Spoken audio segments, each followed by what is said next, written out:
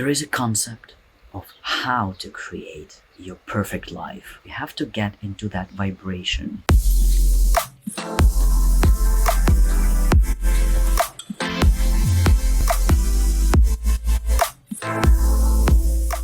Hey there, I am Eric. I'm a hypnotherapist and a life coach. And today I want to share with you the ideas from the book and the movie The Secret by Rhonda Byrne. I have an engineering background before I learned psychiatry and psychology and hypnotherapy. Therefore, I was kind of skeptical when I first learned the ideas from The Secret. Because back then when I learned about The Secret,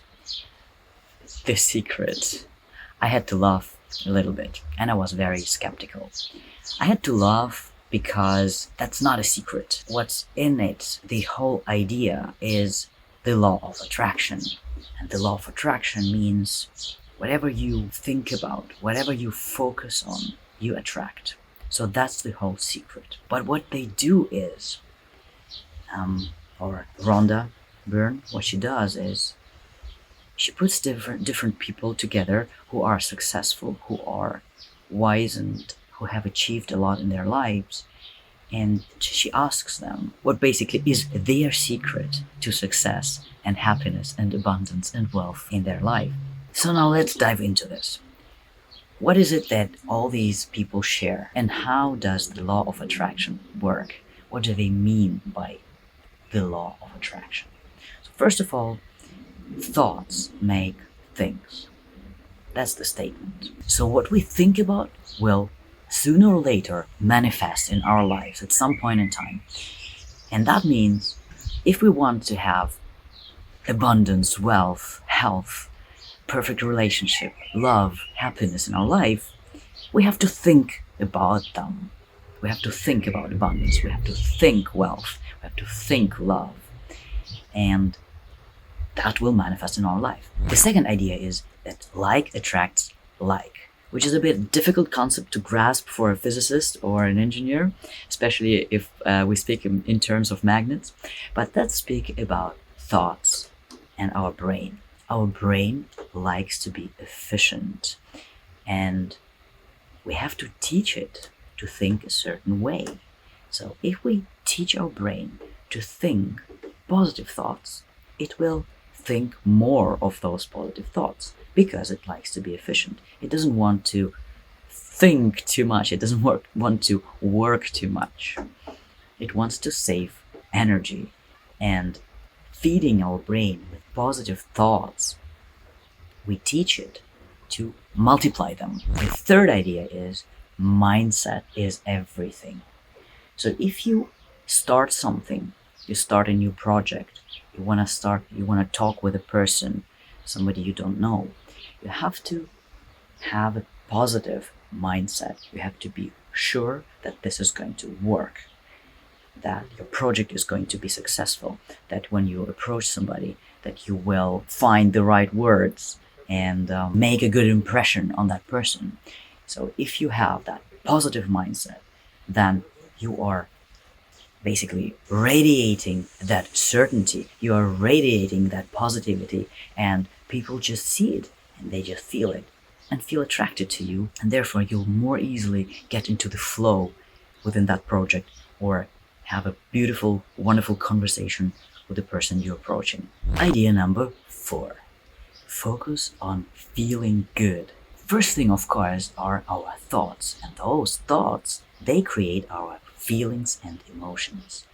Thinking positive thoughts and feeling positive emotions will bring about positive experiences. If you feel it's difficult to think good thoughts or positive thoughts, you can start feeling good by creating that atmosphere. You can surround yourself with people with whom you feel good. You can go to places where you feel good. You can surround yourself with animals or pets which make you feel good. Or you can do something which makes you feel good.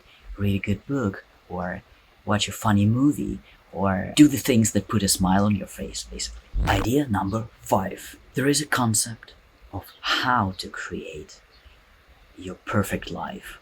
First of all, you have to ask. Second, you have to believe. And third, you have to receive. What does it actually mean? They talk about the genie, that the universe is your genie. In hypnotherapy, we say our mind is our genie. And what is it that the genie says? The genie always says, your wish is my command. So in order to get something, you first of all have to ask. And when you ask, you have to be very, very specific.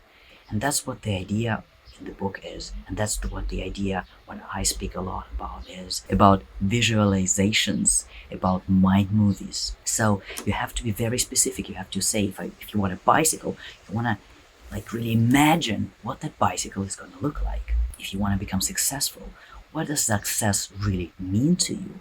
It's important that you understand what success is. It's not like to wait and see and then I'm going to feel it, I'm going to see it on my bank account. What is it exactly that you want to see on your bank account? How many clients exactly do you need and want to have in your life to create that specific sum of money on your bank account? The second part, believe.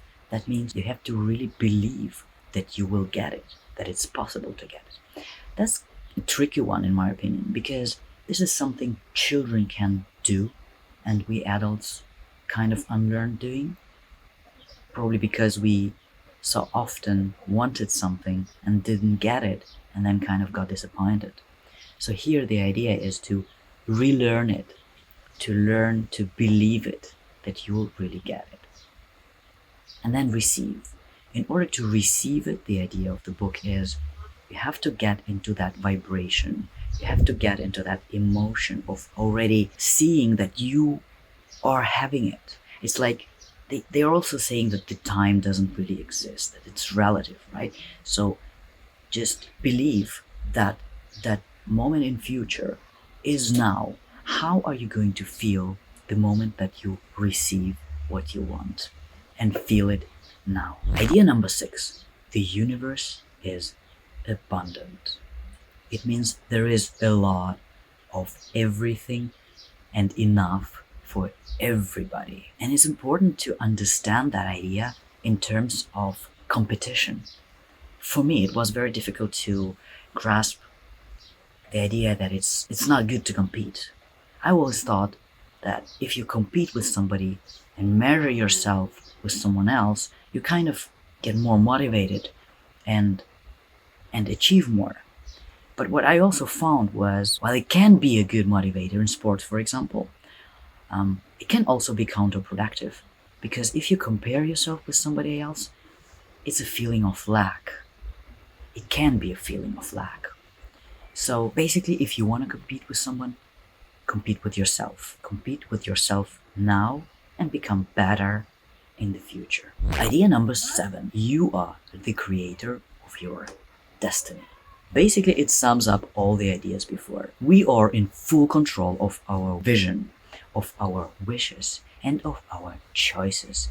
If we make the right choices, we create the results we want. And as a life coach, I can say that we are responsible for our emotions because we choose what to think about, and our thoughts create our emotions.